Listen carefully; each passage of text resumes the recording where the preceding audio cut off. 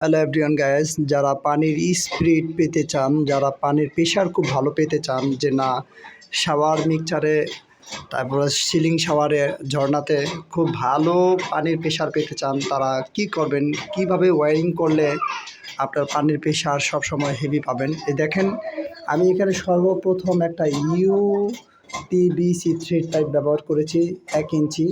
এই 1 ইঞ্চি uPVC thread পাইপটায় যখন পানিটাকে মোটা করে টাঙ্কি থেকে নামাবে, তখন অটোমেটিক্যালি আমি এখানে একটা গিট বাল্ব ব্যবহার করেছি, দেখতে পেরেছেন। তো অটোমেটিক্যালি যখন এখানে 1 ইঞ্চি পাইপে টাঙ্কি থেকে সরাসরি পানি মোটা করে এসে জমে থাকবে, তখন আপনি যে কোনো সুইচ, যে কোনো কল যখন ব্যবহার করবেন, তখন অটোমেটিক্যালি এই পানির প্রেশারটা কিন্তু, অর্থাৎ এখানে যে 1 ইঞ্চি পাইপের পানিটা জমে থাকবে, সেই পানিটা মোটা করে প্রেশার নিয়েই জমবে।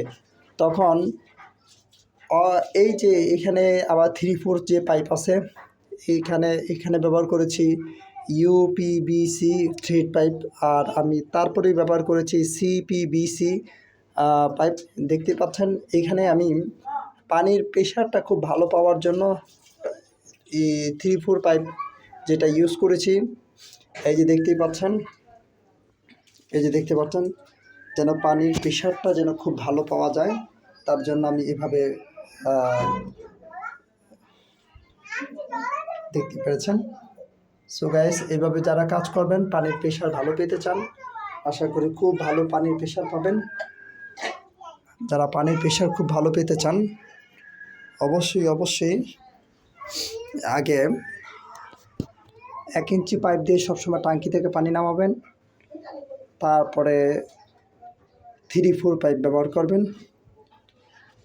সো গাইস, এভাবে কাজ করলে পানির প্রেশার সবসময় অনেক ওভার হাই পাবেন।